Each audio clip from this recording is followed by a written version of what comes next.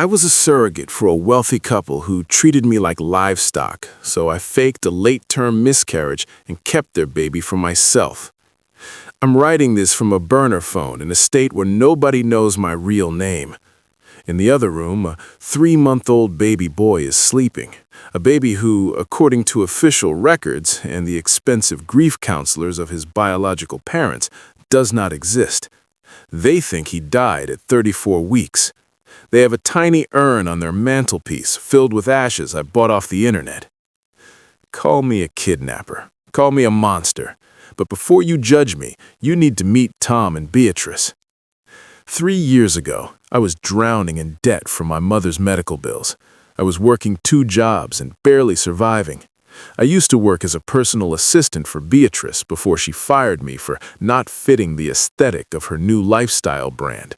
She blacklisted me in the industry, effectively ruining my career. So when she reached out years later with a business proposition, I should have hung up. But desperation is a powerful motivator. Beatrice and Tom are old money. They live in a world where everything is curated, bought, and sold. They couldn't conceive naturally, and Beatrice didn't want to ruin her body with pregnancy anyway. They wanted a biological heir, but they wanted someone else to do the heavy lifting. They offered me $150,000, enough to clear my debts and start over. The contract was thick as a phone book, full of non-disclosure agreements and clauses dictating everything from what I ate to what shampoo I used. I signed. I thought I could treat it like a long-term job. I was wrong. From the moment the IVF procedure was successful, I ceased to be a person to them. I was an incubator, a rental property. Beatrice would FaceTime me not to ask how I was feeling, but to inspect my abdomen for stretch marks, worried it would affect the product. Tom's assistant sent me weekly meal plans that consisted of organic kale and expensive supplements, and if I gained a pound over their allowed limit, I got a threatening call from their lawyer about breach of contract. They didn't want a child, they wanted an accessory. They talked about the baby the same way they talked about their new Tesla, focusing on the features, not the soul. The breaking point came at 28 weeks. We were at an ultrasound. The technician pointed out a minor, completely harmless irregularity in the baby's heartbeat, something common that usually resolves itself. Beatrice turned cold. "Is it defective?" she asked the doctor, her voice devoid of any maternal instinct. "Because the contract specifies a healthy infant. If this is going to be a special needs situation, we need to discuss termination clauses."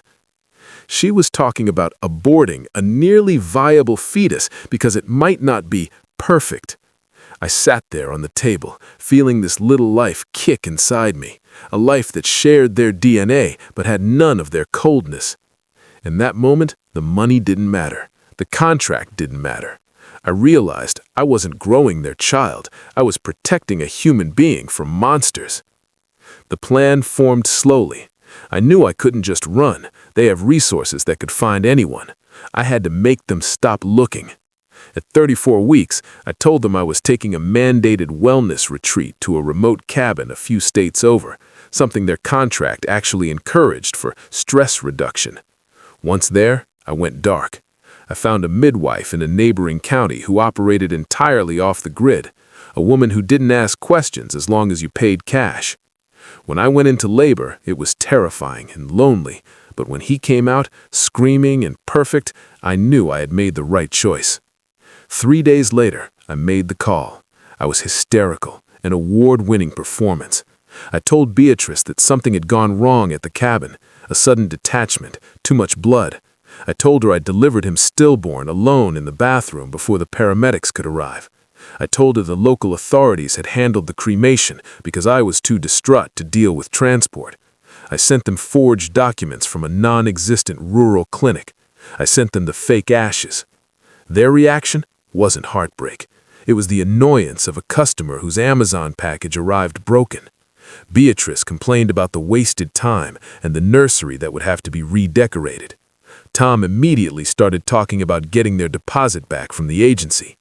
They didn't mourn a son, they mourned a failed transaction. They transferred the final payment to me as hush money to ensure I never spoke about their tragedy to the press. Now, I live a quiet life. I use their money to buy new identities for us. Every day I look at this little boy, who has Tom's eyes but my heart, and I feel a crushing guilt mixed with fierce defiance. Legally, I stole their genetic property. Morally, I saved him.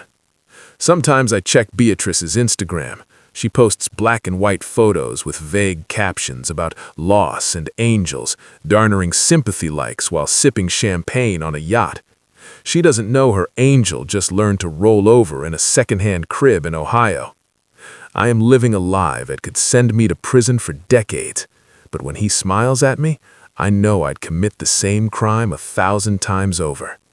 Am I a kidnapper, or am I the only real mother this baby ever had?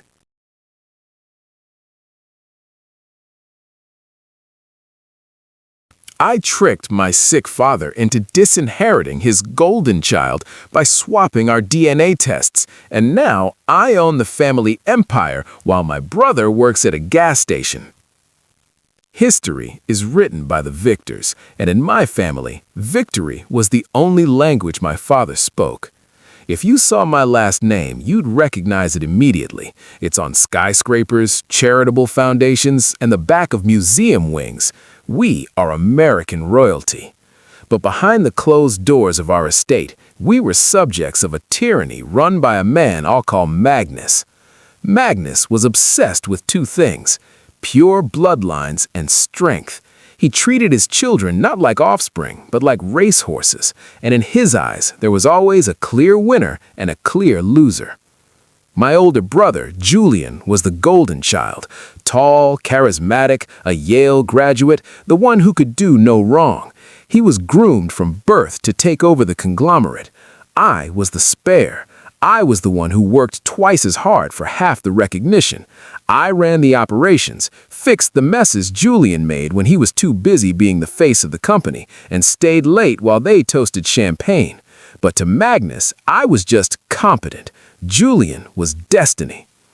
The twist came 6 months ago. Magnus was diagnosed with stage 4 pancreatic cancer. Facing his mortality, his paranoia, always a simmering undercurrent, boiled over. He became obsessed with a rumor that had plagued him for 30 years, the suspicion that my mother, who died when we were teens, had an affair with her tennis instructor around the time of her second pregnancy. He called us into his study, hooked up to IVs, but looking as terrifying as ever. I am not leaving my life's work to a bastard, he wheezed. I have ordered DNA tests. If you are my blood, you inherit. If you are not, you get nothing, not a cent. You will be cut off immediately. Julian laughed it off. He was arrogant, secure in his place as the prince. I, however, felt a cold pit in my stomach, not because I doubted my mother, but because I knew Magnus. He was looking for a reason to destroy someone before he died. It was his final power trip. I couldn't sleep that night. I went through old boxes in the attic looking for something, and I found it. A diary my mother had hidden inside a hollowed-out encyclopedia. It turns out the rumors were true, but they were wrong about the timeline. The affair didn't happen when she was pregnant with me. It happened when she was pregnant with Julian. I sat there stunned. The golden child, the chosen one, the clone of my father, wasn't his son. I, the disappointment, the grinder, the spare, was the only biological heir. A good person would have let the truth come out naturally. They would have let the chips fall where they may. But I am not a good person. I am my father's son, and I realized that if the test results came back proving Julian was illegitimate, Magnus wouldn't just disinherit him, he would burn the family reputation to the ground out of spite. He might even liquidate the company rather than let a bastard touch it, or he'd leave it to me in a way that was entangled in lawsuits. More importantly, I realized that if I let the truth stand, I would win by default. But if I manipulated the truth, I could win by absolute conquest. I knew the private medical concierge Magnus hired. I knew him because I was the one who paid his discretionary bonuses for years to cover up Magnus's prescription pill habit.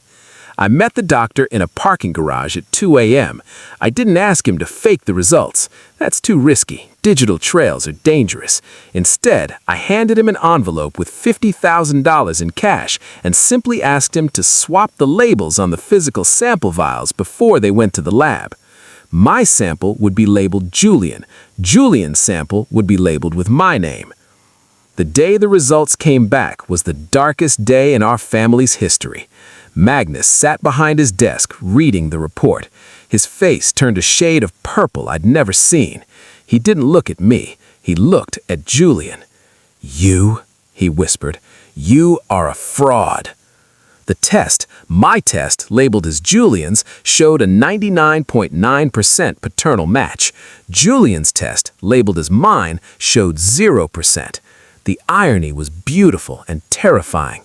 The test proved that I, Julian's sample, was the bastard, but because I swapped the labels, the report said Julian was the bastard. Magnus exploded. He threw a crystal decanter at Julian. He screamed that he knew it, that Julian was always too weak to be a true family name. He called him a parasite. Julian was sobbing, confused, begging his father to listen, claiming there must be a mistake. "Get out," Magnus roared. "You are dead to me. The lawyers are drafting the new will as we speak. You have 1 hour to vacate the premises." I sat there, silent, looking shocked.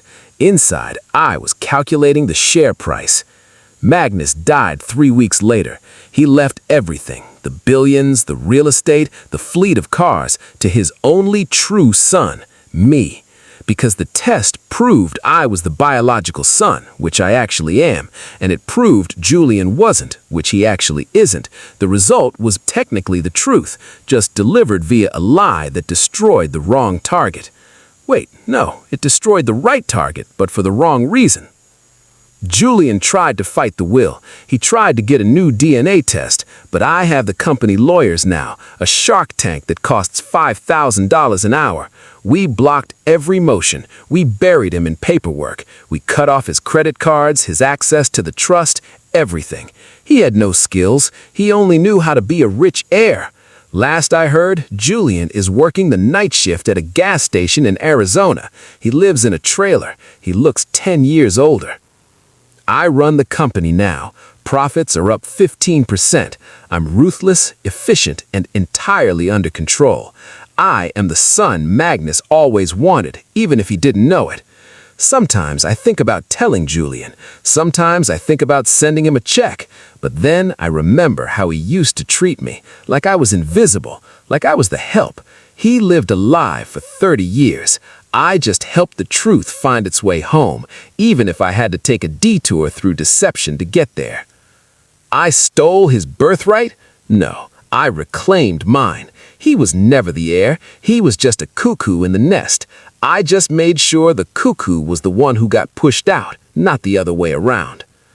Am I the asshole for letting my brother take the fall for a biological reality he couldn't control, or was this just natural selection at work?